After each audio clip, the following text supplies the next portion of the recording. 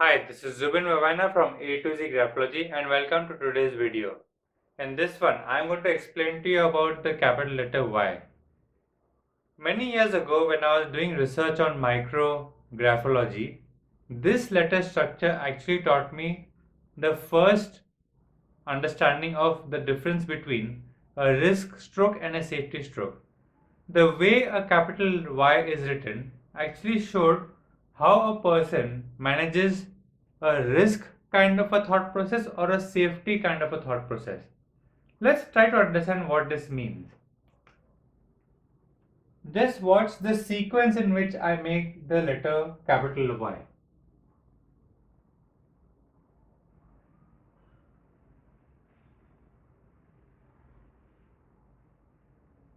So here I made this stroke first and this stroke second. Now let's do another one where I make this stroke first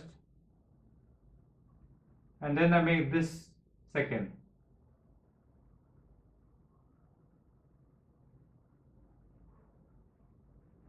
These both letter structures look the same, but the sequence in which I made the structure changes the meaning altogether.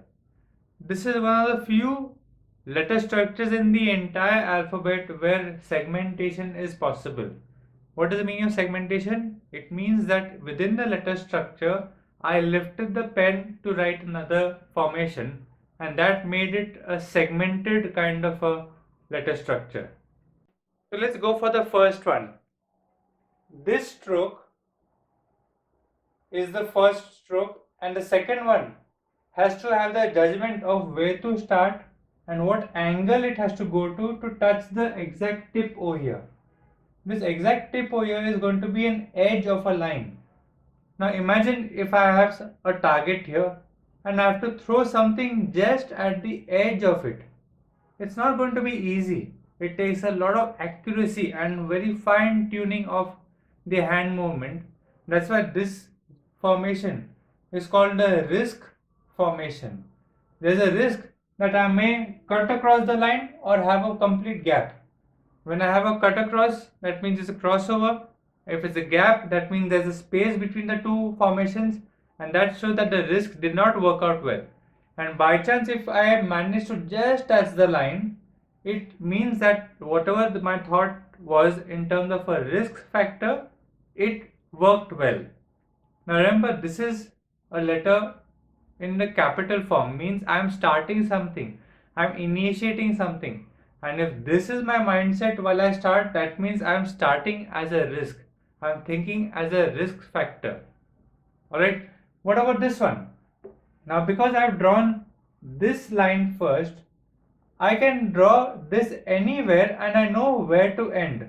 Of course, I may carelessly cross over, but at least I know a start and an ending point as a confirmed spot. Two confirmed spots I know where to start and end, and that allows me to have a lesser risk. Therefore, this formation looks or is called a safety formation. If in case you are analyzing a person's handwriting and they've given a sample to you and you don't know which stroke is done and what's the sequence, just ask them to write that capital Y word again. Like maybe they wrote capital Y for yesterday or you or anything that deals with a letter Y structure in the word capital Y. That structure, tell them to write again, and then in front of you, if you can see whether it's a risk stroke or a safety stroke, you will understand whether the person wants to initiate a topic in terms of a risk or safety. What is the risk or safety? Now we just come up to the formation of what the lines are. This is taking for the future and this is taking for the past.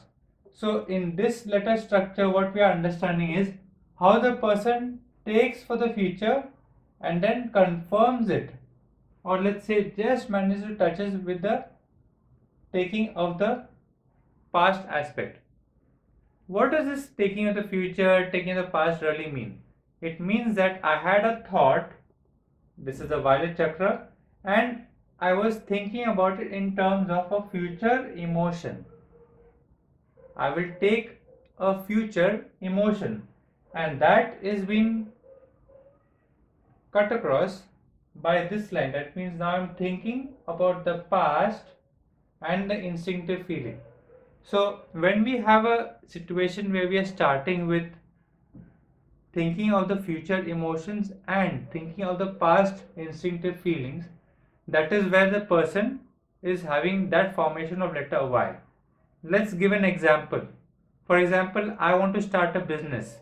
I would love to start a business of graphology, but my instinct may say, should I go through some training of business? Should I train myself properly? Should I practice? Should I talk to people? How should I do it?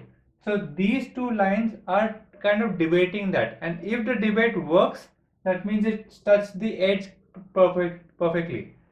If it has crossed over or it is a gap, that means this goal of doing business may not relate to me very well.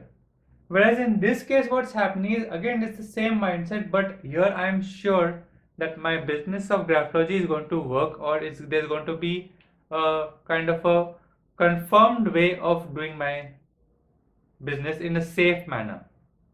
So whenever you're analyzing a letter capital Y, try to understand and observe the formation sequence rather than the formation itself, because the formations may look the same but the story is quite different. What if a person writes a capital Y like this?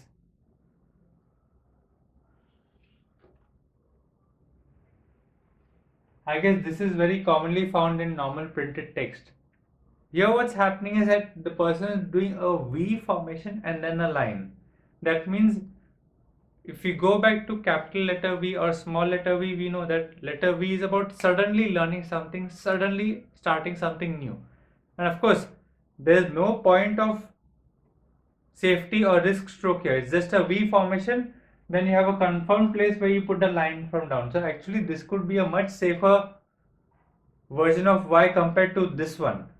But in case a person writes this means that the person is being very focused and having quick decision making power while starting something new, and after making decision he is taking. What is he taking? Is the V structure has got its sharpness at the G level, means at the green level, means there's some emotions that have been decided upon, and based on that emotion we are going to start taking. So that is what this letter capital Y means. If you combine the letter structure analysis with different structures, then we get a wholesome understanding. Alone understanding capital Y may not give you too much meaning.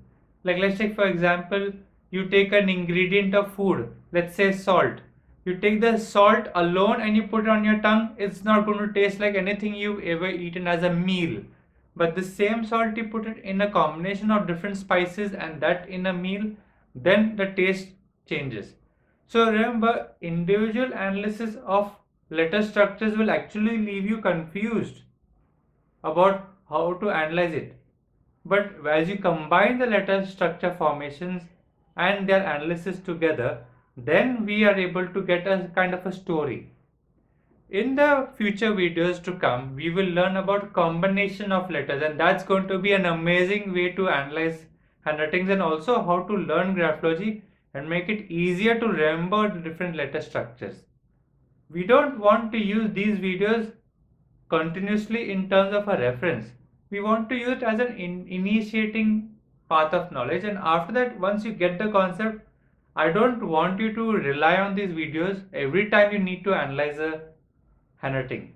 Yes, initially you can use it as a reference point, but that doesn't mean that you have to be consistently dependent on it. Alright, so thank you for watching this video, and soon we are going to end this capital letter formations whole playlist, and we are finally coming to the last letter Z, which is there in the next video. And then there's a new project coming up in terms of letter combinations, and that's going to be really exciting. So thank you for watching and see you in the next one.